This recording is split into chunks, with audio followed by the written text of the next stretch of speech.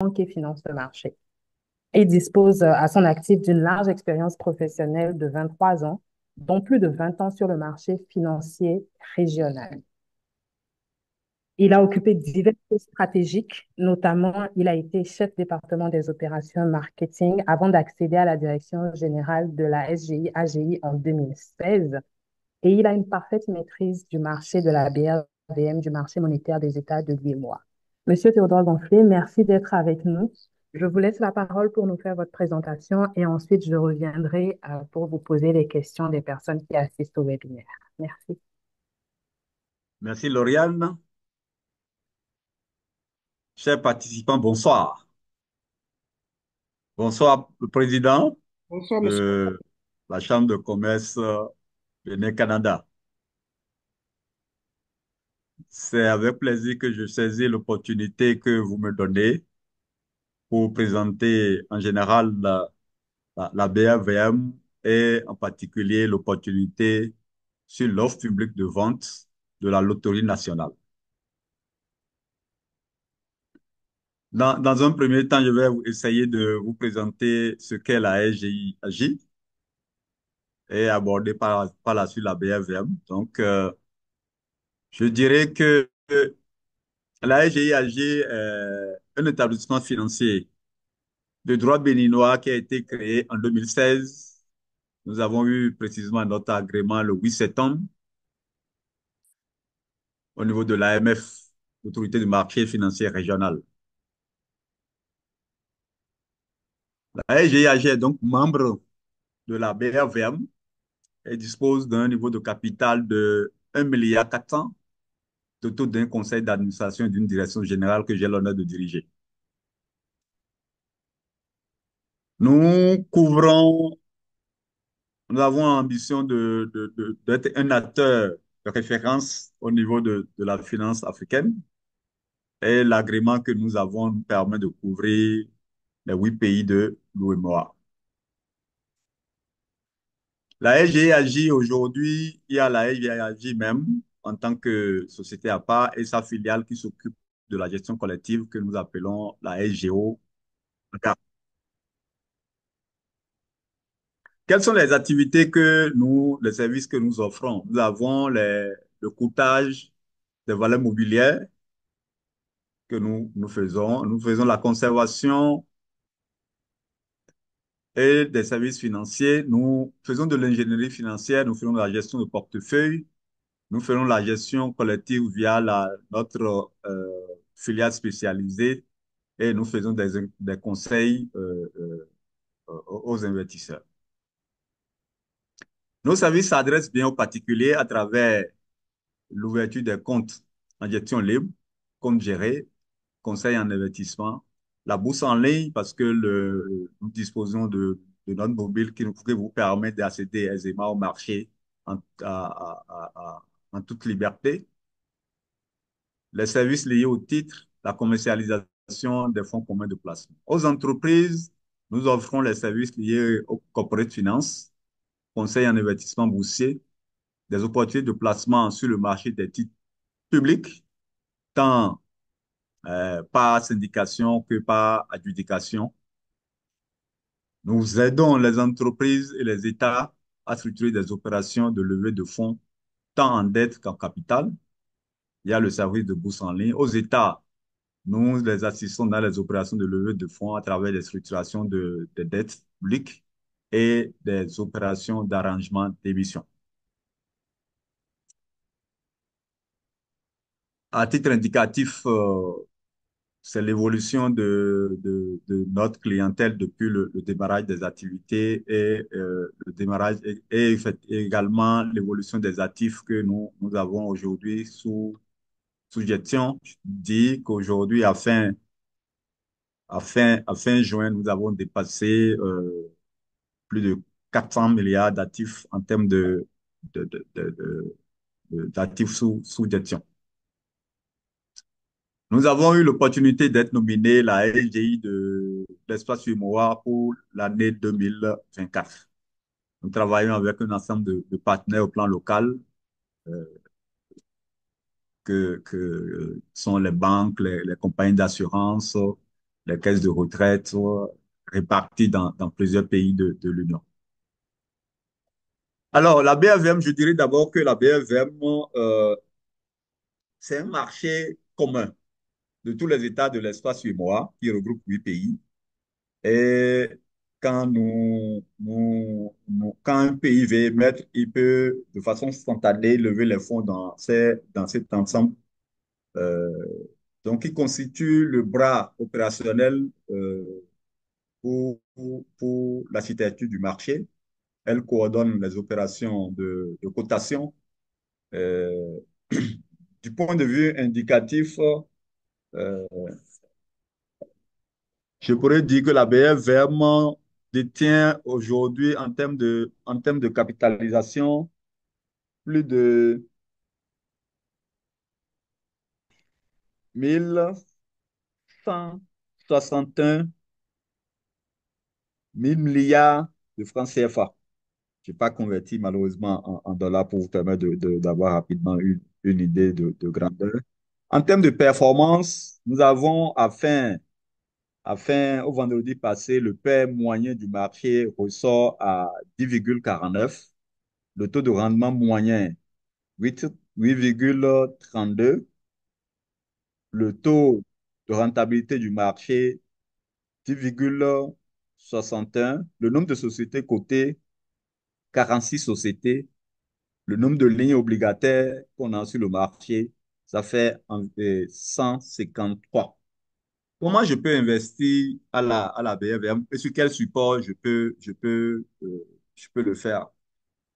J'ai des actions qui sont des titres de capital des sociétés qui sont cotées et qui donnent droit à des dividendes annuels. J'ai des obligations qui sont des titres de créances qui sont émis soit par les États de l'espace, soit par des entreprises ou des organismes régionaux. Il y a également des fonds communs de placement euh, qui sont commercialisés également et suivant les différents profils du risque euh, que chaque fonds a choisi. Comment investir?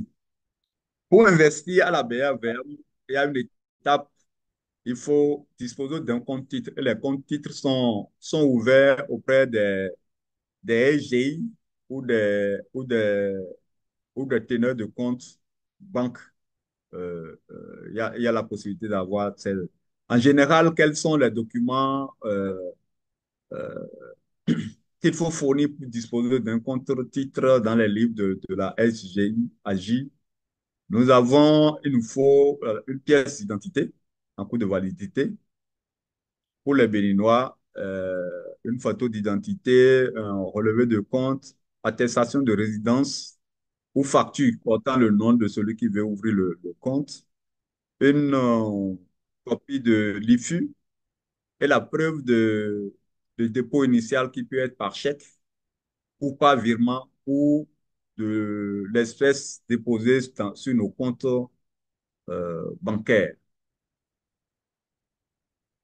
Pour les autres nationalités, nous avons besoin de la pièce d'identité à cours de validité, d'une photo d'identité, de référence bancaire, d'attestation de résidence ou tout document qui peut prouver leur lieu de résidence, preuve de dépôt sur nos comptes qui peut être par virement, par chèque ou par dépôt d'espèces sur nos comptes. Pour revenir un temps soit peu à l'opportunité que nous avons qui concerne spécifiquement le Bénin, je vais essayer de faire une brève présentation sur le Bénin pour vous permettre de mieux de nous situer. Le Bénin est un État de l'espace UMOA qui couvre une superficie de 114 763 kilomètres carrés et s'étend sur 70 kilomètres. Du fond au nord, nous avons le euh, fleuve Niger par endroit et au sud l'océan Atlantique. Nous sommes délimités par le Niger au nord, le Nigeria, le Togo le Burkina, c'est les pays qui nous entourent. Globalement, en termes de croissance, il y a le taux moyen de croissance du Bénin qui se situe autour de 6,64 sur les dernières années. Sur le plan démographique, la population du Bénin est estimée environ à 13 millions 712 000 13 milliards, millions 712 828 personnes. La population équivaut à environ à 0,7% de la population mondiale. La densité est de 122 habitants par kilomètre carré. Au plan politique, le Bénin jouit d'une stabilité politique avec des alternances démocratiques successives. Le 8 janvier 2023, les partis ayant soutenu le président Talon ont remporté l'élection, ce qui permet d'avoir l'élection législative avec une stabilité au niveau du Parlement.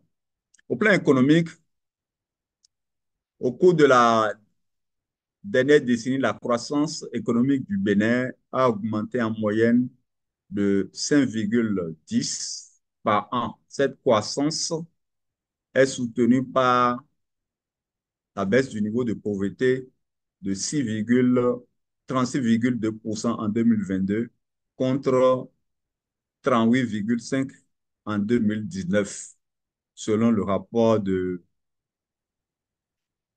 l'ISTAD, décembre 2023. Je dirais que le Bénin offre une stabilité du point de vue économique et, et politique pour que les investisseurs se trouvent très confortés dans leur politique d'investissement avec un niveau d'inflation euh, maîtrisé. Le Bénin fait aussi office de notation. Il y a la dernière notation de BB moins stable.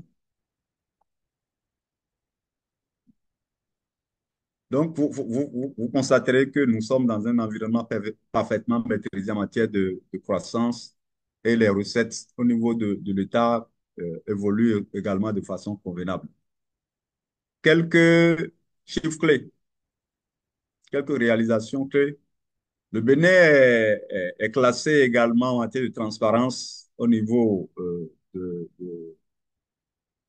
africain. Il a été positionné, un instant,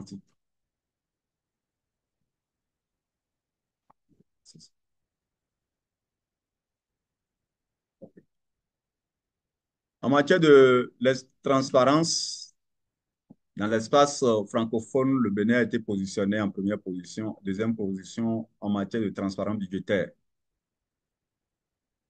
Donc, il y a la rigueur que le gouvernement en place était d'impliquer pour que le niveau de croissance puisse. Le Bénin a été reconnu par la Banque mondiale comme pour la deuxième année consécutive comme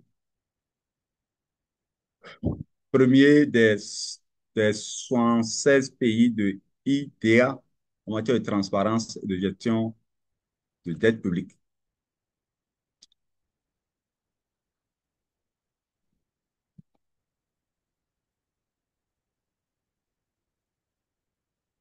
Le Bénin a mis en place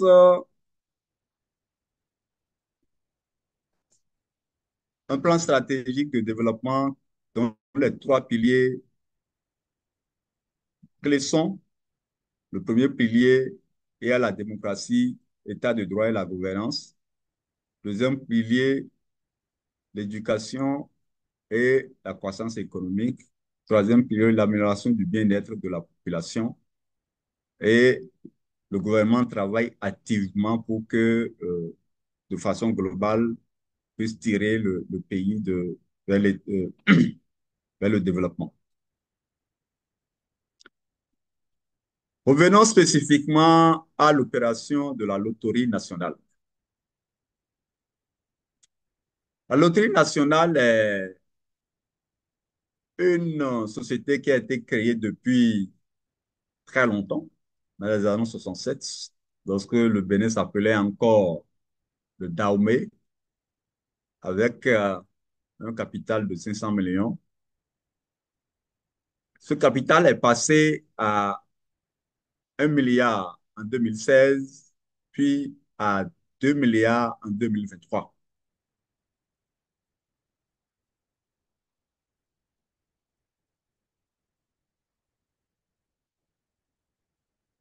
Quel est le profil de l'émetteur?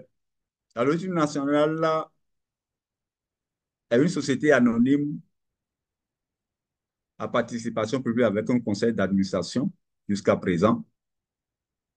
Donc, l'État détient à ce jour 100% et a une multitude de produits.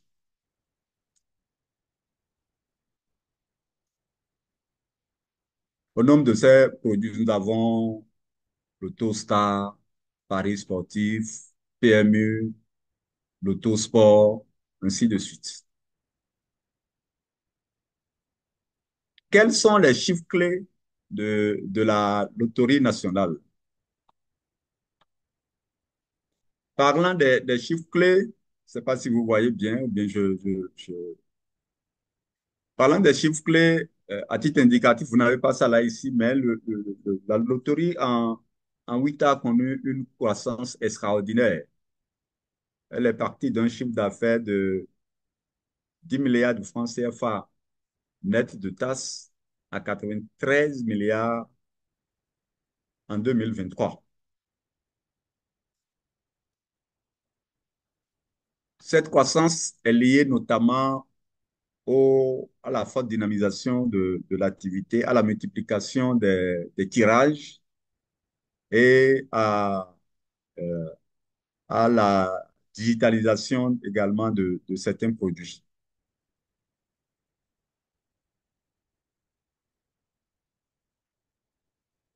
Du point de vue tendance, déjà pour le premier trimestre 2024, la Loterie nationale a, a réalisé au titre du premier trimestre près de 25 milliards 6, ce qui compte une prévision euh, euh, comparativement à l'année passée qui était 19 milliards. Donc ça veut dire que l'activité, la forte croissance qu'on observe se confirme également cette année.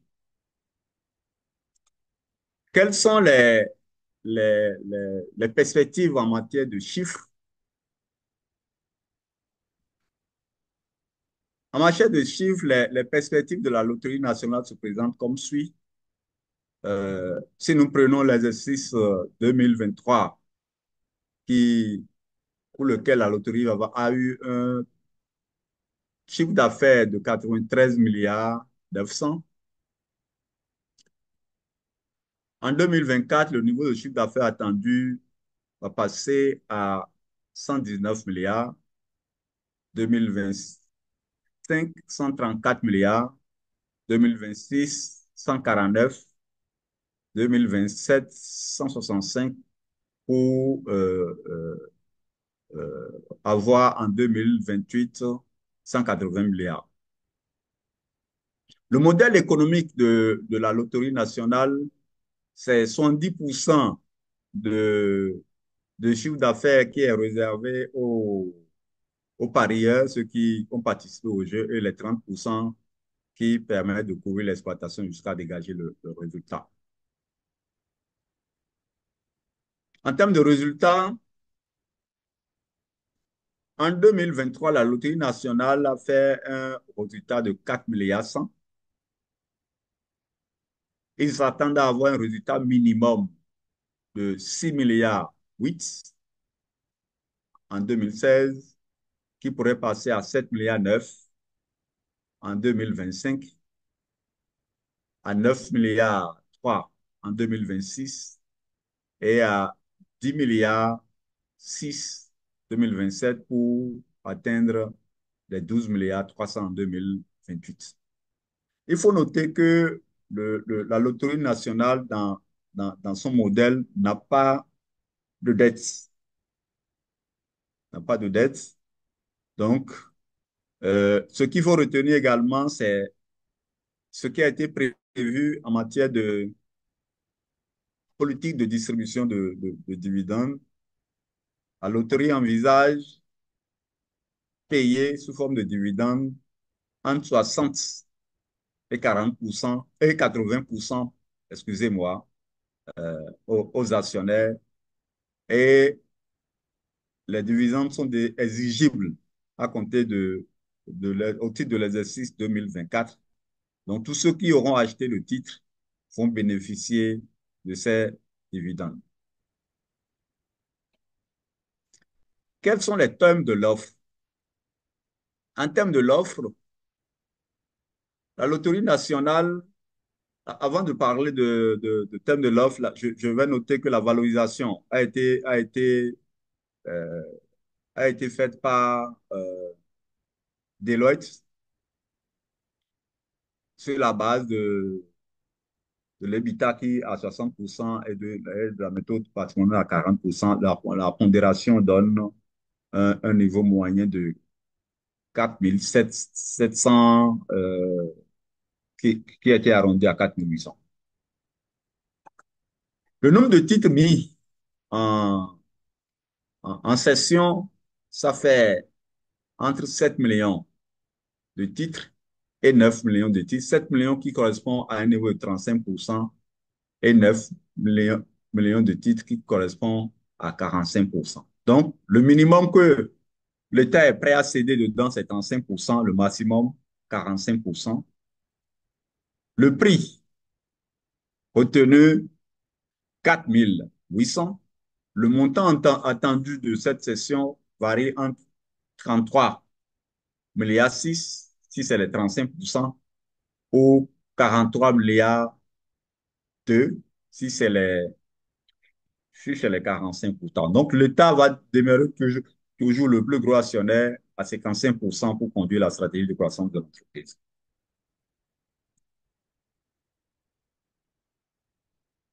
La date de jouissance, je l'ai dit tout à l'heure, c'est à compter de 1er janvier 2024. Donc, ceux qui vont acheter bénéficieront des dividendes au titre de l'exercice 2024. Qui sont ceux qui sont concernés? La première catégorie, il y a les personnes physiques de nationalité béninoise et résidant au Bénin ou à l'extérieur. Catégorie 2, personnes morales de droit béninois. Catégorie 3, il y a une partie des titres en auto d'intention que la loterie va prendre pour le retrocéder par la suite à son personnel, qui est de, je crois, 100 000 titres. L'autre, quatrième catégorie, personnes physiques béninois, personnes physiques et morales non béninois, donc pour les étrangers. Globalement, 60% de l'offre est réservée aux Béninois et 40% aux non-béninois, mais il y a la règle de reversement si d'aventure la part qui a été réservée aux Béninois ne sont pas absorbées, donc ça va passer au marché dans son ensemble. Tous ceux qui ont demandé pourront être satisfaits. Donc, les actions seront négociables à la BRVM et donc, après la cotation, après l'OPV aura une cotation et les titres pourront être échangés aisément sur le marché. La période prévue pour la période de souscription, c'est du 7 octobre au 25 octobre avec possibilité de clôture. Possibilité de clôture parce que au regard des intentions que nous sentons la probabilité que ça se clôture par anticipation est très élevée. Donc, ceux qui seraient intéressés, il serait très intéressant que vous vous manifestez très tôt pour que vous puissiez participer à l'opération. Donc, Avant l'OPV, l'État est seul actionnaire. Il détient les 100%. Après l'OPV, si euh, les, les 35%, si c'est ça qu'on retient, l'État va toujours demeurer dans le capital à hauteur de 65%. Maintenant, si c'est les 45% qu'on retient, l'État viendra à 55% comme niveau de participation. Bon, là, c'est la répartition dont j'ai parlé tout à l'heure par niveau de détention suivant les deux hypothèses, 35% et 45% en termes d'émissions. La valorisation a été faite, malheureusement, il n'y avait pas de comparatif au plan local. Mais les évaluateurs se sont référés au marché international pour le faire et avoir également le niveau global de l'attractivité de ce secteur d'activité au plan mondial. Nous estimons que c'est une opportunité que, euh, que vous pouvez aisément saisir. Selon Bloomberg, la taille du marché européen du jeu en ligne est estimé à 52,30 milliards de dollars en 2024 et devait atteindre les 88,16 milliards de dollars en 2025. Ça permet d'avoir un niveau de croissance moyenne de 11%, ce qui permet d'avoir une idée indicative de tout le potentiel que on peut avoir au niveau de ce secteur d'activité. Le secteur des jeux de hasard dans l'espace mémoire, ça connaît également une croissance assez soutenue. Et en termes d'acteurs clés, nous avons la l'ONACI de la Côte d'Ivoire. Il y a également le, leur homologue du Sénégal, du Burkina et du Togo. Donc, la croissance moyenne observée euh, euh, en matière de croissance de démographie est de 3%. Et nous estimons quand même que le secteur a de belles perspectives et il est très important qu'on puisse se positionner pour, euh, pour acheter ces titres-là.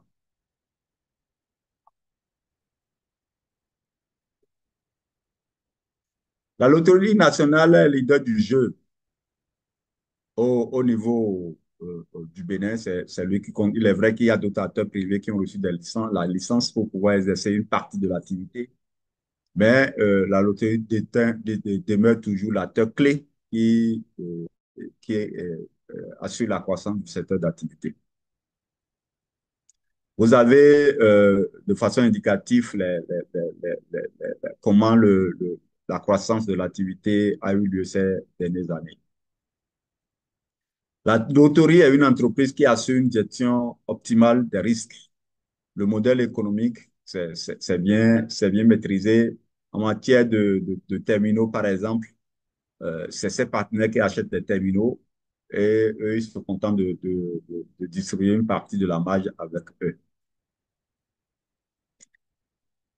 Ils ont mis également une politique de formation continue du personnel et l'effectif est suffisamment jeune pour, pour, pour assurer la croissance au niveau de l'activité.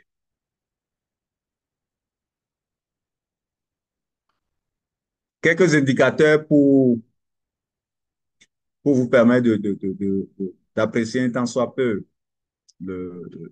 les indications. Vous voyez déjà que les taux de croissance à l'horizon 2024, 2024-2028 de la loterie montrent l'amélioration qu'on attend de cet effort l'efficacité commerciale en matière de distribution. Ils envisagent surtout, jusqu'ici, leur modèle économique s'est concentré sur le développement au sud. À partir de l'année prochaine, ils envisagent de faire l'extension des activités dans la zone nord du pays pour soutenir la croissance qu'ils espèrent.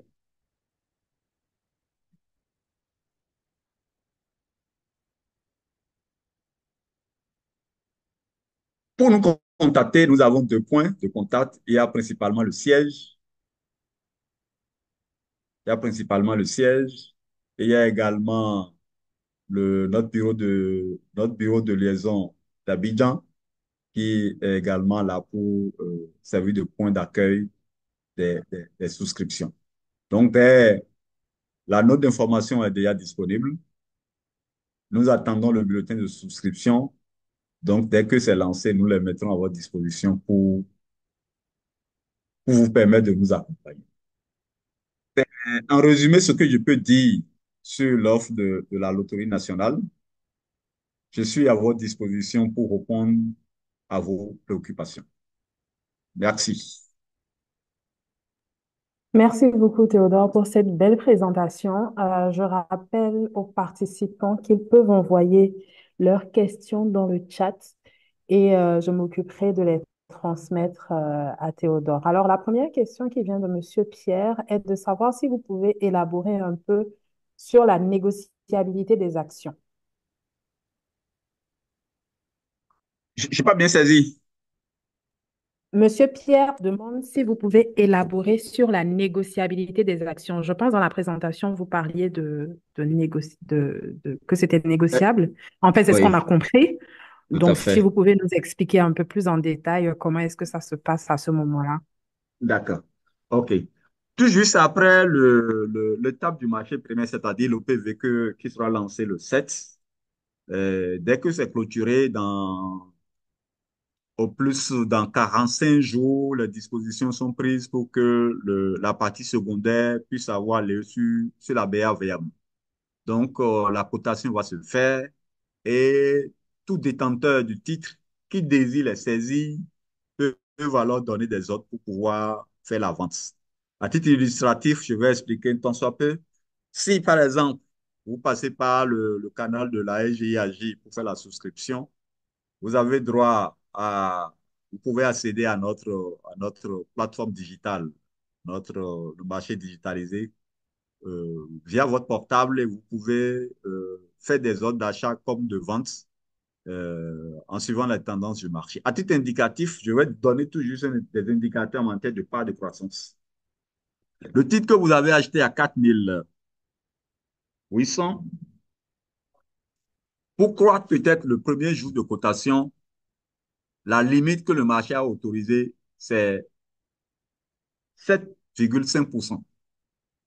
Ça ne peut pas connaître une croissance de plus de 7,5% de croissance par marché.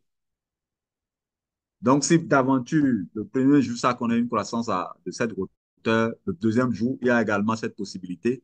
Maintenant, tout est question de la demande et de l'offre pour voir à quel prix les premiers acquéreurs sont disposés à les céder sur le marché. Je ne sais pas si ça répond à la préoccupation de Pierre. Monsieur Pierre, vous nous direz dans le chat, oui, voilà, il a répondu que c'était très clair. Alors, la question suivante est de Madame Alexandre Sa, Oui. non, pardon, Monsieur Alexandre Sa. Il dit, l'État va détenir 55% du capital. Pouvez-vous Oui. nous rappeler ce capital? Il y aura combien de parts et quelle est la valeur nominale d'une part en vente? OK. Je reviens tant soit peu sur cette partie pour permettre à tout le monde de bien suivre.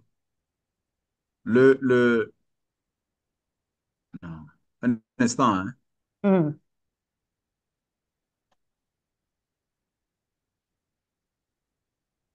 Actuellement, le nombre d'actions actuellement en circulation, avant l'opération, c'était 200 000 actions. Ce qui a été fractionné, c'est devenu 20 000 actions. OK.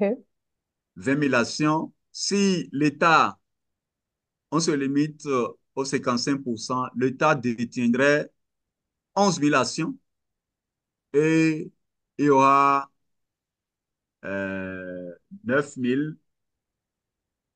non, excusez-moi, 11 millions d'actions. Je reprends. Non, non, c'est pas 11 millions, hein.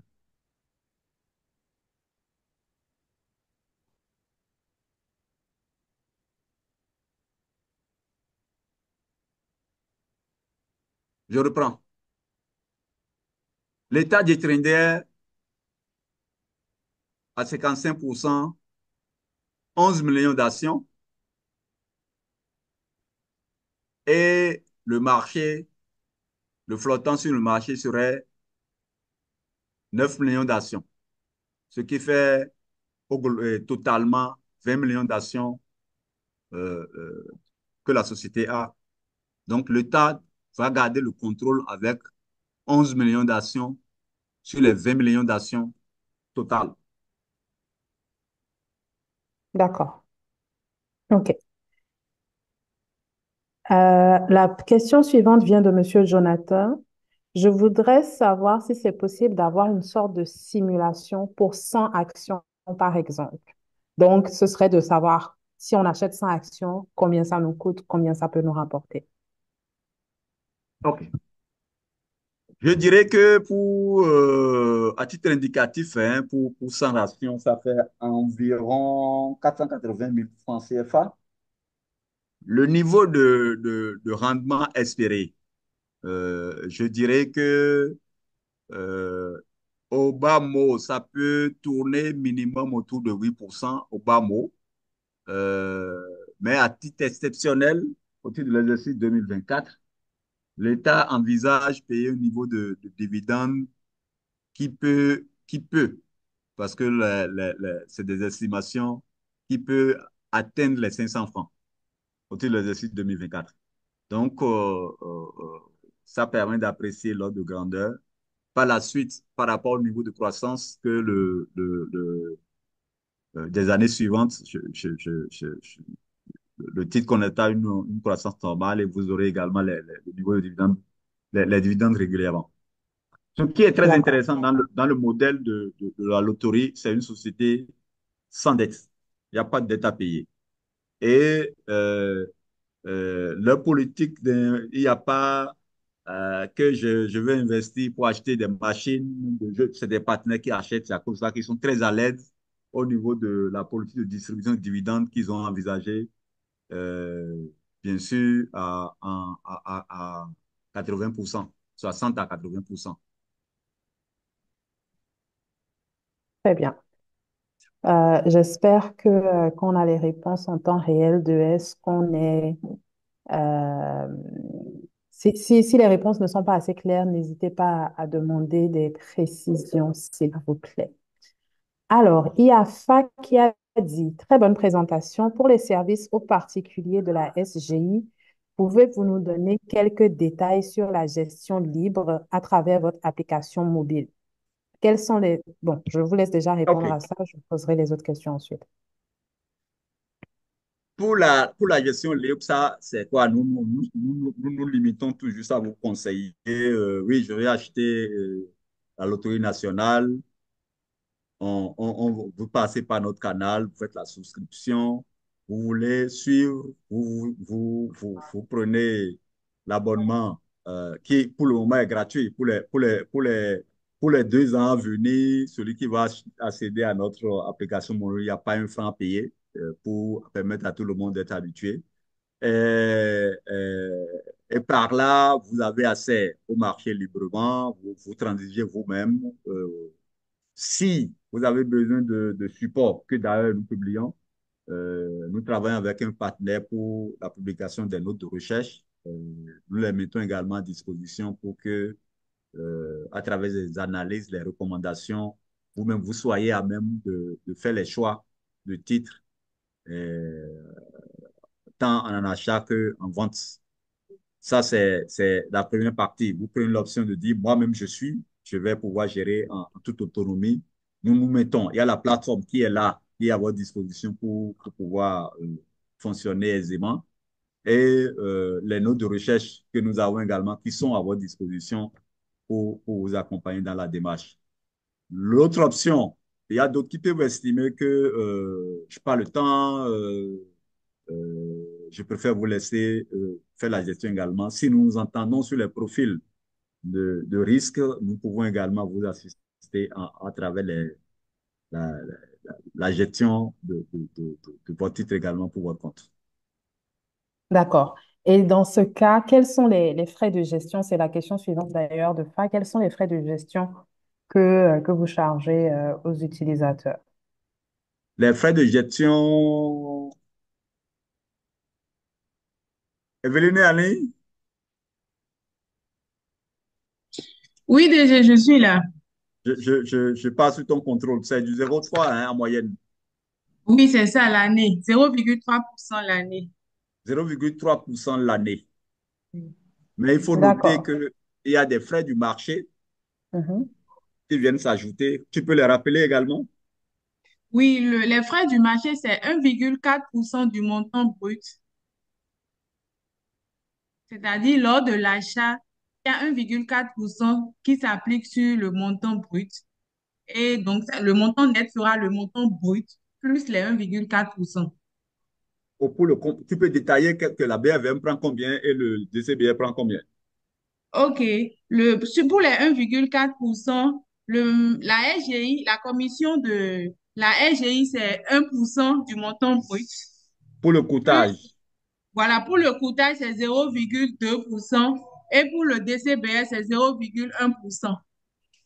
OK. Euh, Donc, il y a, disons que pour trader chaque jour, pour les opérations quotidiennes, il y a trois niveaux de frais. Et il y a ce que la RGI prend au titre du rôle de coûtage, qui est 1%. Et il y a ce que la BFM prend et ce que le DCBR prend pour les services délivrés. C'est le tout qui est estimé à 1,4. Maintenant, si quelqu'un vient avec un très gros volume, euh, nous sommes sensibles pour voir en quoi on peut l'accompagner dans la négociation. Super, DG. Merci pour votre présentation. Rétis, est-ce que vous pouvez faire une simulation avec le titre de la Sonatel en date du vendredi dernier pour les frais, par exemple, s'il vous plaît? Juste pour que ça soit illustratif pour tout le monde. Evelyne, Ou, tu peux rapidement le faire. Si Evelyne est là ou bien Edouard, vous m'assistez rapidement vous prenez un niveau de titre, vous faites la simulation pour donner une ordre de grandeur à nos partenaires pour qu'ils puissent comprendre. Souvent, ce n'est pas très important comme frais. C'est le plus important, moi, à mon avis, c'est de voir le potentiel de croissance que j'ai au niveau d'un titre. Et quand je compare le niveau de frais et la possibilité de gain que je dégage, vous vous présentez que c'est quasiment infime le niveau de frais. Le temps de permettre à Evelyne d'être prêt ou bien à Edouard d'être prêt, ici, il peut y avoir d'autres questions. D'accord. Toujours question de FA. Avons-nous accès à tous les fonds disponibles sur la BRVM via l'application mobile de la SG? Oui, de façon instantanée, vous avez tout ce qu'il y a comme titre sur la BRVM sur lequel vous pouvez transiger. D'accord. OK. Très bien. Ensuite, est-ce qu'on peut ouvrir un compte de titre libre sur votre application mobile en étant au Canada? Cette étape, à ce jour, si vous voulez ouvrir, on va interagir par mail pour l'ouvrir. Mais d'ici maximum 6 mois, le processus, nous travaillons pour que tout soit digitalisé, que le client qui arrive depuis notre site essaie de tout faire pour que ça soit effectif avec l'intégration de tous les moyens de paiement, les cartes bancaires, tout. On est en train de travailler pour permettre au client, quelle que soit sa position, d'être très, très à l'aise. Mais aujourd'hui, vous voulez ouvrir un compte aujourd'hui, on va interagir par mail, on va échanger les documents, vous signez et le processus est lancé. mais nous travaillons activement pour que dans les 6 mois à venir, que le service soit totalement digitalisé. D'accord, parfait. Est-ce que c'est possible de faire des sortes de packs pour investir dans plusieurs autres actions des entreprises de la BRVM, comme par exemple la SBE ou d'autres entreprises béninoises qui seraient en bourse? Est-ce que c'est possible de faire des packs ou est-ce qu'il faut investir individuellement dans chaque institution? Bon, si vous voulez faire un investissement direct, vous le faites à titre individuel. Maintenant, si vous voulez faire des packs, ça veut dire que vous pouvez voir quelles sont les sociétés de gestion les fonds OPCVM qui, dans leur profil, ont ces titres et vous verrez le niveau de composition. Si ça vous dit, vous pouvez prendre via des fonds. Très bien. Question suivante. Quelle est la différence entre les comptes en gestion libre et les comptes gérés chez la SG pour un OK. utilisateur? Compte en gestion libre, c'est que en tant qu'investisseur, j'ai la décision dessus. La SGIAJ n'est que la plateforme par laquelle je fais tout, mais moi-même, j'ai la décision de vendre, de racheter, d'acheter, de faire tout. Par contre, compte géré, c'est-à-dire, j'ai donné mandat à la SGI pour dire, vous gérez pour mon compte. Je mets le capital à votre disposition. Vous le faites, vous choisissez les titres, vous constituez le portefeuille. Moi, je me contente via mon application tout juste de vérifier de temps en temps. Peut-être qu'on s'est entendu sur une performance de 14%. Est-ce que l'équipe de AGI est suffisamment performante pour me délivrer les 14% sur l'horizon de 12 mois qu'on a promis? Je me contente de vérifier. Même moi, je ne peux plus donner des ordres. Dans ce cas, si je suis sous gestion, j'ai accès à la consultation de mon portefeuille. Je peux voir les titres, je peux voir tout ce que la SGI fait au jour le jour, mais je ne peux pas prendre des décisions d'investissement dessus. De l'autre côté, j'ai accès à tout, au marché tel que ça se présente de façon instantanée. Si je donne mon ordre sur la plateforme, quelques minutes après, j'ai le retour qui me dit ordre exécuté et systématiquement, l'écriture est passée dans mon système d'exploitation et vous voyez dans votre relevé de façon transparente l'effectivité de votre transaction. Je ne sais pas si Parfait. j'ai apporté les éléments de réponse. Les personnes concernées vont réagir et on reviendra là-dessus. La question OK. suivante est de savoir ce qu'il en est de la politique de taxation sur les gains générés des actions. OK. Le volet fiscal. Pour les dividendes, faut reconnaître qu'à ce niveau, c'est par État le niveau de fiscalité de chaque État qui s'applique. Je parle sous le contrôle de Doha et d'Evelyne. Au Bénin, les dividendes sont taxés à 5%, non? Oui, DG, c'est bien 5%. 5% prélevés à la source, c'est-à-dire avant que la loterie ne verse au, au dépositaire central pour la répartition au niveau des SGI, la taxe est déjà prélevée. Nous nous mettons à la disposition de l'investisseur le montant net. C'est d'ailleurs ce qui se passe sur tous les titres du marché. OK. Très bien. Par contre, pour les obligations, pour les obligations, par exemple, les obligations de l'État du Bénin, c'est défiscalisé d'office.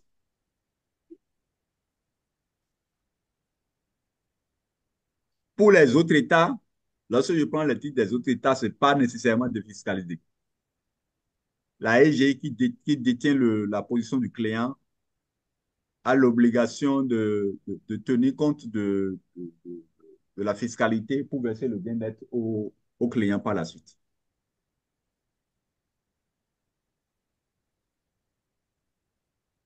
D'accord. Merci beaucoup. Je vais préciser Euh, également, je vais préciser oui. également Mhm. que pour les plus-values réalisées en cas de cession, c'est assez à mes collaborateurs C'est vont m'aider, c'est toujours assez. 5% de la OK. plus-value encaissée. Donc, vous voyez, quand vous réalisez la plus-value que vous encaissez, l'État demande qu'on retienne 5% dedans. Tout est paramétré dans le système, donc de façon automatique, vous avez le produit net. D'accord, parfait. Merci beaucoup. Une autre question est de savoir, bon, pour les personnes qui demandent, enfin, on essaye de remettre dans le chat la liste des documents à fournir. On va essayer de repartager ça avec vous un peu plus tard. Mais il y a quelqu'un qui aimerait que vous réexpliquiez les documents pour ceux qui sont intéressés et qui appartiennent à la catégorie 4, donc les personnes physiques et morales non béninoises. Je vais demander à Fao de m'aider à présenter ça. Si tu as le document support, si tu ne l'as pas, tu laisses Evelyne présenter.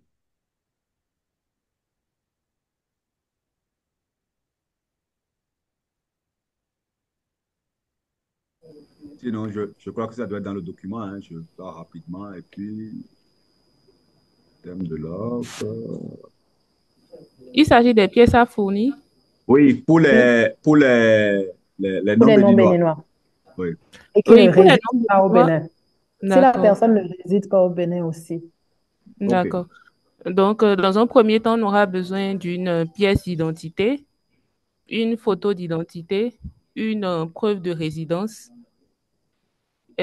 J'entends par preuve de résidence, ceux qui ne sont pas au Bénin, vous pouvez fournir une facture d'énergie ou une facture de téléphone à votre nom.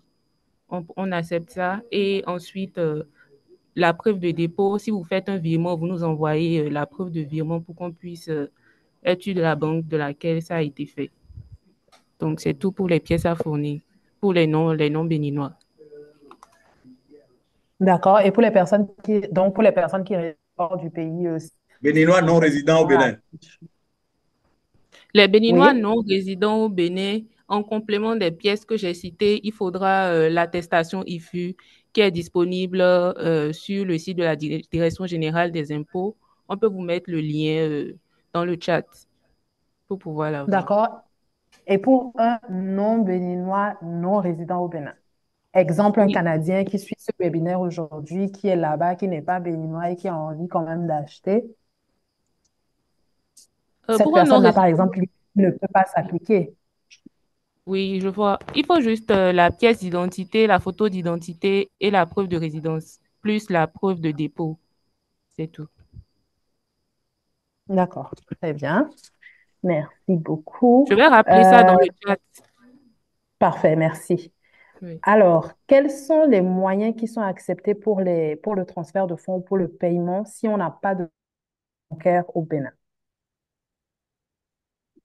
À cette étape, il y a vous pouvez virer sur notre compte À partir d'un compte à l'étranger. Donc, à partir de là. vous allez fournir votre RIB avec le SWIFT Exactement. et la Oui, personne pourra faire un virement international. Donc, voilà, exactement. la personne Oui. qui a posé la question, les virements internationaux seraient acceptés. Ensuite, est-ce que la SGI, à travers l'application, on peut réinvestir automatiquement ses dividendes? Oui,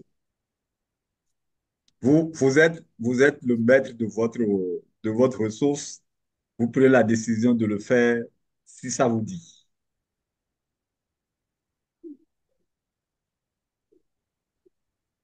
D'accord. Euh, donc, on a eu, bon, la question des pièces revient beaucoup, donc on va vous renvoyer les listes. On va mettre dans Oui, le chat, mais également, on va essayer de transmettre l'information après le webinaire par email à tous ceux qui se sont euh, inscrits. Je crois qu'il y avait une question sur conseil d'administration. Je vais essayer de retrouver ça. Bon, en attendant que je retrouve la question, est-ce qu'aujourd'hui à la BRVM, il y a d'autres entreprises béninoises qui sont à la BRVM? la loterie nationale sera de façon pure, de façon origine du capital, la première société béninoise qui sera cotée. Mais la BOA Bénin qui est détenu aujourd'hui par les Marocains est coté depuis les années 2000. D'accord. OK, très bien. Je Donc vais, aujourd'hui, je vais préciser que le défi du gouvernement actuel, c'est de réussir à avoir euh, quelques sociétés purement détenues par les Béninois qui soient à la côte. Après la loterie, il y aura une autre entité que l'État va introduire sur le marché les mois à venir. d'accord, très bien. Alors, j'ai une question. Les souscripteurs hors État détiennent-ils un siège ou des sièges au sein du conseil d'administration ou bien seul l'État du Bénin a droit de veto sur les décisions de la LNB? Question pertinente. Quand je décide d'ouvrir le capital à 45%, ça veut dire que je dois concéder à ceux qui seront autour dans ce cercle-là de participer naturellement à la vie de l'entreprise. Donc, c'est une question qui va de soi. L'État sera représenté par cet administrateur. Il y aura également les autres également qui vont pouvoir désigner les administrateurs. D'accord, très bien. Je pense qu'on va revenir un peu sur les calculs avec les pourcentages parce qu'il y a une Oui, question. Si je fais 8% de gains par an et que oui. l'État me prend 5%, est-ce que ça veut dire qu'il me reste 3%? Non, je calcule rapidement. Je calcule rapidement. Si c'est 8%, hein? Vous avez dit 8%, non? Oui, 8% Ça de fait, gains. ça fait, ça fait 5% de 8%. Voilà. Donc, j'ai 95% quand même du gain qui me reste. Mhm. Souvent, c'est pas des montants importants. C'est amener en matière de justice fiscale, amener chacun à contribuer par rapport aux revenus qu'il arrive à générer, un temps soit peu à la fiscalité. C'est un peu la notion. D'accord. Et Donc, mettons si je j'avoue que fais... lorsque je me retrouve en face d'une OPV, les choses sur lesquelles je tape, c'est ceci. De façon récurrente, il y a les dividendes qui vont tomber. Mhm, Premier niveau de gain. Deuxième niveau de gain potentiel, c'est la probabilité de voir le titre évoluer.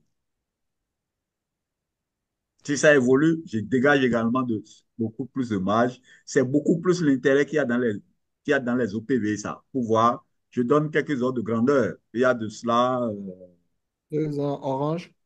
Orange 2 ans. Orange a été introduit sur le marché, quoi, à 9 000 et Exact.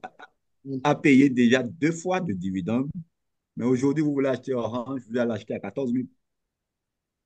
Donc, c'est les deux effets que je vise à court terme. Et à quel est le dividende moyen qu'ils vont donner pour que je puisse avoir du flux si j'ai besoin de revenus encaissables.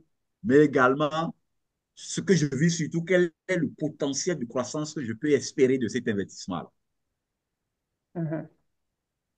Je ne sais pas si Evelyne peut nous partager ses calculs. Oui, oui. Le coût de référence du titre Sonatel au vendredi dernier hier notamment 27 septembre, était de 24 000 francs. Donc, pour un titre acheté à 24 000 francs, vous allez débourser au total 24 336 francs. Donc, les 1,4% de 24 000 représente 336 francs, ce qui s'ajoute au montant brut et ça fait un montant net à débourser de 24 336 francs. Il faut reprendre, s'il te plaît. OK. Je disais que le coût de référence du titre Sonatel hier vendredi 27 septembre était de 24 000 francs. Donc, à l'achat, le client va débourser, en plus des frais du marché, un montant net de 24 336 francs. Donc, les 336 francs représentent les frais du marché. Donc, pour un investissement sur Sonatel de 24 000, en termes de frais, de façon globale, Oui, je paye à peine 300 quelque chose. oui. Oui, d'accord. Très bien. Question pour le DG et puis Oui. Evelyne. Les dividendes, est-ce que si je rentre, par exemple, j'achète l'action de Sonatel, on va rester sur le cas de Sonatel, on est en ordre, j'achète lundi prochain le 2. Est-ce que le dividende est versé au prorata ou c'est le montant annuel qui est encaissé? Montant annuel. Merci. Montant annuel. Pour les actions, il n'y a pas de prorata. C'est seulement pour les obligations qu'on tient compte du temps de détention. Pour les actions, on Mhm. tient compte de la date de fermeture des registres. D'accord. Très bien. Je pense que en répondant aux questions, on a un peu répondu à Mathé Devenant qui demandait, par exemple, pour 100 actions, 480 000 exacts, ou est-ce qu'il faut prévoir plus? Alors, Mathé Devenant, il faut prévoir 480 000 plus 1,4%. J'ai bien Non. compris, Une Monsieur autre Théodore, précision. non? Une autre précision que D'accord. je vais donner sur ce rôle. Pour une OPV, offre publique de Mhm, vente, à cette étape, tous les frais liés à ça, c'est mhm. celui qui veut vendre les titres qui supporte. D'accord. Donc, aujourd'hui, si on veut acheter L'investisseur 100 n'a actions, pas un c'est franc à 480. supporter. L'investisseur débourse 4 000, le multiple de 4 800 qu'il souhaite. Il n'a pas de frais à payer. Les frais vont intervenir lorsque il veut soit compléter ses achats sur le marché secondaire dès que le titre sera coté, ou bien soit Oui, il veut vendre une partie. Mais à l'état d'accord. aujourd'hui, il ne paye rien. Très bien. Donc, la de venance à votre transaction, vous payez exactement 480 000 francs CFA. Il n'y a pas un franc de plus à payer. Il y a quelqu'un qui aimerait savoir s'il vous réfère des clients. Est-ce qu'il a un pourcentage, une ristourne, un avantage, quelque chose? Je serais ravi qu'il me recommande des clients. Mhm. Le marché a son modèle économique. Si tu veux faire du démarchage, ça veut dire que tu vas prendre un agrément au niveau du DCBR. Toutefois, si vraiment tu es intéressé par la question, tu vas avoir une bourse, on pourra en discuter. Voilà. Donc, vous pourrez contacter Monsieur Théodore pour connaître le processus exact pour pouvoir référer des clients et avoir des ristournes là-dessus. Pour les personnes qui voulaient savoir l'application mobile, donc c'est AGI Mobile que vous retrouvez. Alors, est-ce que c'est sur le Play Store, App Store? Oui, c'est disponible. Edouard est là. Edouard est connecté. Oui, il est connecté normalement. Bon, euh, Evelyne, tu peux l'application répondre à la est, question? bien Oui. sûr, actuellement, l'application est disponible sur Play Store. Et pour App Store, ça ne saurait tarder. Mais pour les personnes qui ont iPhone et qui ne peuvent pas accéder à l'App Store, l'application à travers l'App Store, nous avons la version web qui est D'accord. disponible à travers le site ou avec un ordinateur ou même avec le téléphone. Vous accédez Mais à au travers le site web, navigateur. voilà, à travers le navigateur pour accéder à pour accéder, pardon, à votre portefeuille en ligne et faire les transactions. Les mêmes fonctionnalités sont disponibles de part et d'autre. D'accord. Merci beaucoup. Est-ce qu'il sera possible d'acheter les actions de la LNB après la période dont vous avez parlé au mois d'octobre? Oui, mais sur le marché secondaire, lorsque le titre sera coté. D'accord. Et à ce moment-là, donc, il y aura les différents frais dont vous aviez parlé Et tantôt. voilà les différents frais. Le titre ne sera plus au même prix, puisque si j'ai acheté Oui, à ce quatre sera mille huit cents coté. que je vais te Mhm. revendre Vous allez de forcément grâce, vendre plus cher. moi aussi, je vais pouvoir tirer mon beurre. Hein. D'accord. Parfait. Euh, Alors, on a cru comprendre de d'autres sources que la BOA va voter pour une augmentation de capital. Est-ce que la vous B, avez la BOA? La les BOA BOA, Côte d'Ivoire, je pense. les BOA sont en train de faire actuellement des augmentations de capital par incorporation de réserves pour répondre aux normes réglementaires. D'accord. La plupart des BOA, c'est-à-dire, ils n'ont pas besoin du cash, ils prélèvent sur les réserves et puis ils attribuent des actions gratuites.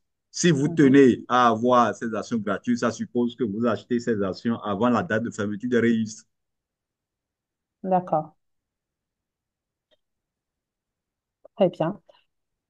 Pour les personnes qui s'en inquiètent, oui, on va partager la présentation pour que vous ayez le temps de relire posément. On va vous partager également les contacts de la SGI AGI pour que vous puissiez leur poser directement les questions et éventuellement ouvrir des comptes avec eux pour faire des investissements si vous n'en avez pas encore. Donc oui, ne vous inquiétez pas, on va fournir tout ça après le webinaire, comme d'habitude, à travers l'adresse email par laquelle vous vous étiez enregistré pour le webinaire. Est-ce que vous, Monsieur Théodore, vous pouvez nous rappeler, s'il vous plaît, la période d'achat courant octobre? Ça part du 7 au 25. Mais de grâce, le mardi prochain, il y aura le lancement officiel de l'opération. Dès Mhm. cette période, si quelqu'un estime déjà qu'il veut, qu'il prenne contact avec nous, on peut déjà organiser, on prend ses intentions, il peut mettre des ressources à disposition pour que dès que on nous dit c'est clôturé, il a la certitude qu'il a été enrôlé. Parce que comment ça se passe généralement?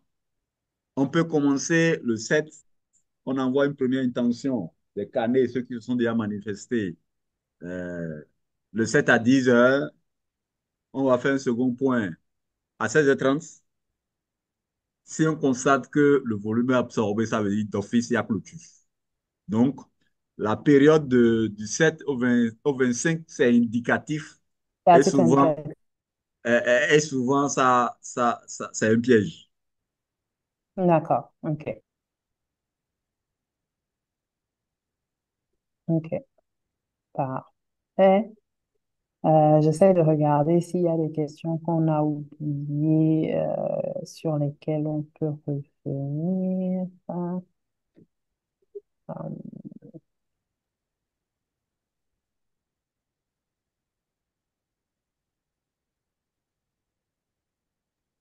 Alors, jusque-là, on a parcouru toutes les questions. Je ne sais pas si Alors, est-ce qu'il y a un minimum d'actions à acquérir? Je crois que non. Je me permets de répondre que non, mais vous me direz si je me Non, trompe. non, non, mais on peut dire minimum recommandé, c'est tout. D'accord. Et le minimum recommandé, par exemple, la LNB Moi, je serait? serais très à l'aise avec un minimum de 100. D'accord. Très bien. Ouais. Donc, à peu près 480 000. Monsieur Eric, les transferts de fonds et les virements bancaires, on donnera le compte bancaire de la SGI au Bénin et vous faites un virement à partir d'une banque. À moins que vous acceptiez d'autres types de paiements Ah, venant de l'étranger, Monsieur Florent.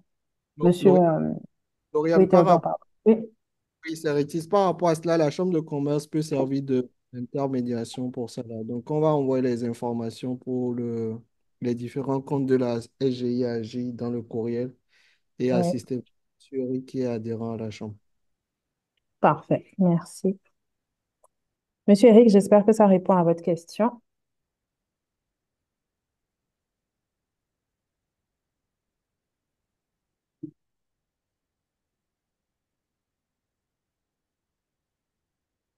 Alors, je regarde. Pour le moment, on n'a pas d'autres questions. Si vous en avez, c'est le moment de les poser, s'il vous plaît, avant qu'on ne puisse clôturer ce webinaire qui a été hyper instructif. Moi, j'en ai appris beaucoup. Ça me tente du coup de devenir investisseur.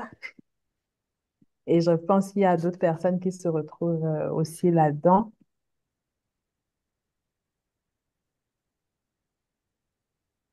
Euh, Quelqu'un demande s'il n'est pas possible de faire des transferts comme Momo, par exemple. Pour le moment, nous n'avons pas encore activé ces fonctionnalités. Maintenant, D'accord. il est sûr qu'il a suffisamment confiance à quelqu'un qui est ici, qui va prendre, qui va lui déposer ça sur notre compte, à lui d'apprécier de voir le lien de confiance qui va avec celui-là pour le faire.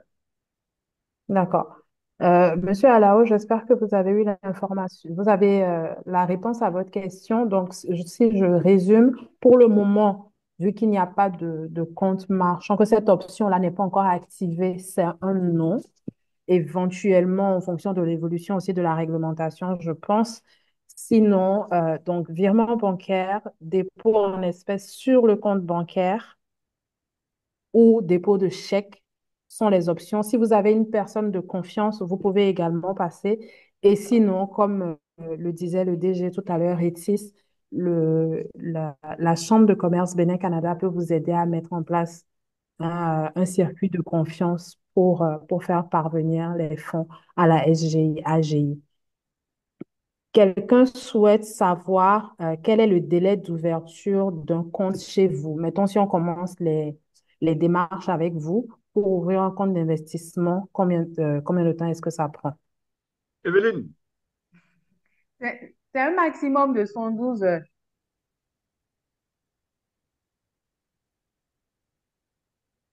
dès que nous obtenons toutes les pièces, le compte est activé, le temps de valider au contrôle. Sinon, dès que les pièces, tout ce qu'on a demandé, c'est bon, on peut déjà vous envoyer l'activation du compte, le temps d'avoir les documents signés. D'accord, parfait. Pour quelqu'un qui a à Porte-Novo, Cotonou, si on résume, comment est-ce qu'il faut s'organiser?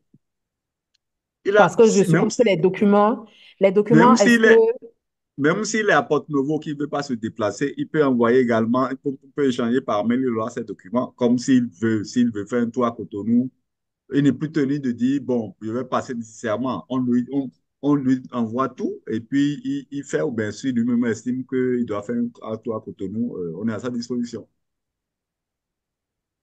d'accord.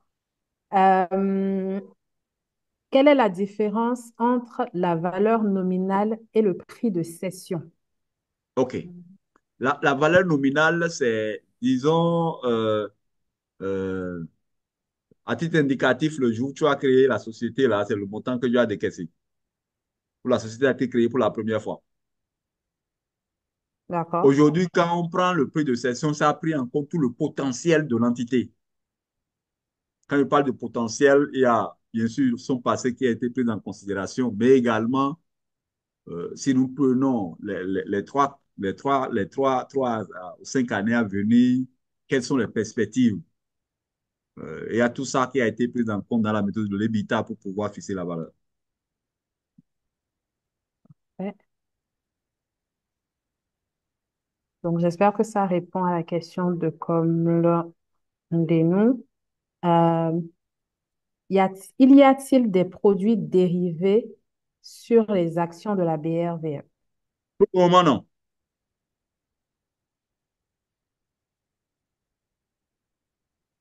Parfait. Pour le moment, non. Merci. Alors, Monsieur Théodore, je vais vous donner la parole pour un petit mot de la fin. Comme je disais tantôt, on va transmettre la présentation, transmettre des coordonnées pour que les participants puissent, suite à ce webinaire, vous poser de plus amples questions et ou ouvrir leur compte. Donc là, je vous propose de nous dire un mot de la fin et je reviendrai pour clôturer tout ça. Merci beaucoup. C'est le moment de remercier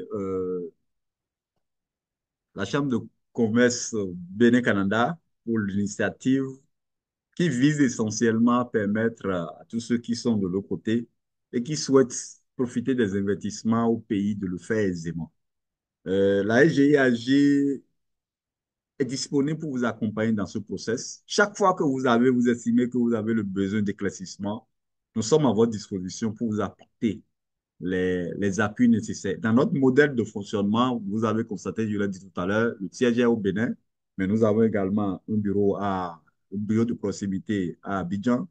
Et nous intervenons, nous avons le potentiel d'intervention dans tous les 8 pays de l'Union. Euh, on peut vous accompagner à travers la présente opération. On peut vous accompagner également, si vous voulez, je vais demander à Régis de voir un mois si nous pouvons parler également des supports de revenus fixes tels que des obligations. Pour qu'on vous l'explique, alors vous verrez que de plus en plus, j'ai la possibilité d'investir aujourd'hui dans mon espace sur des produits à maturité de 3 mois, de 6 mois, de 1 an, de 3 ans, de 5 ans, etc. Et qui s'ajoutent naturellement aux actions que vous avez déjà sur le marché. Je vous réitère donc toute ma gratitude pour l'opportunité que vous vous offrez à la SGAJ de présenter la présente opération. Je vous remercie. Merci beaucoup, Théodore. Bon, nous arrivons donc à la fin de ce webinaire. J'aimerais quand même passer quelques informations aux participants que je tiens d'ailleurs à remercier énormément pour la présence. Oui, Jean-Yves, vous aurez accès à l'enregistrement pour écouter. Ça fait partie des informations que je tiens à partager. Donc, serons en mesure de partager l'enregistrement, de partager la documentation, de vous partager les contacts pour que vous puissiez continuer la conversation avec la SGI-AGI. Nous pourrons également rester en contact avec vous pour vous partager les autres informations de la Chambre de commerce Bénin-Canada. D'ailleurs, c'est l'occasion de vous rappeler que les webinaires ont lieu une fois par mois. Donc, restez à l'écoute pour connaître le prochain sujet et la prochaine date pour le mois d'octobre.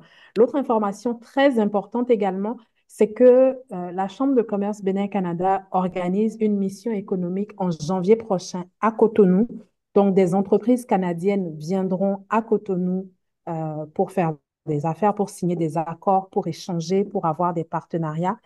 Et toute l'information est disponible sur notre site web euh, www.ccbenincanada.com. Vous avez l'information concernant la mission économique. Les quatre secteurs prioritaires qui sont concernés sont l'énergie, l'industrie, l'art, culture, tourisme et la technologie. Ce sont les secteurs concernés. On vient de mettre le lien du site pour la mission économique dans le chat. Vous pouvez y accéder par notre site web. Donc, si vous voulez vous inscrire, vous avez toute l'information pour savoir comment vous inscrire pour être éligible pour cette mission économique-là. Bien entendu, nous restons disponibles pour répondre à vos questions. Et un petit mot de remerciement très, très court par le président, Monsieur Marc Ressou, à qui je donne 1 minute chrono. Merci Marc Lauriane, Ressou, à toi la parole. merci Lauriane pour avoir tenu le fort. Chers participants, je tiens sincèrement en tant que président du ministre Bénin Canada vous dit merci. Merci infiniment pour votre présence aujourd'hui. Et un merci spécial à Monsieur Ganflet qui nous a éclairé sur les perspectives d'investissement, notamment avec l'entrée prochaine à la bourse de la LNB. Son expertise nous a permis de mieux comprendre les enjeux et les opportunités offertes par la BVRM et d'appréhender les stratégies les plus efficaces pour optimiser nos investissements. Merci à mon conseil d'administration, merci à Lauriane, merci au DG, merci à tout le monde. Et comme Lauriane l'a dit tantôt, nous sommes en train de préparer présentement notre prochaine mission économique vers le Bénin. Soyez connectés sur nos différentes plateformes, vous avez des informations en temps et lieu. Merci beaucoup et puis à bientôt pour notre prochain événement. Merci beaucoup à tous. Passez une très belle fin de semaine.